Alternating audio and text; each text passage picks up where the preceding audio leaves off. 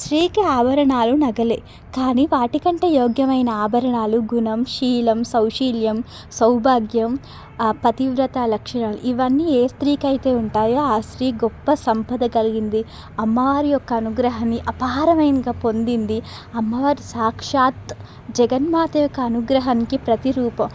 ఏ స్త్రీ అయితే ఇలాంటి అంతరాభరణాలు ధరించి ఉంటుందో ఆ స్త్రీ అమ్మవారిని ఉపాసించి అమ్మవారికి చిటికెడు కుంకుమ అర్చన అమ్మవారి పాదాలపైన చేస్తే అమ్మవారు పొంగిపోయి అమ్మవారు ప్రతిరూపంగా ఆ స్త్రీని చూసుకుంటుంది.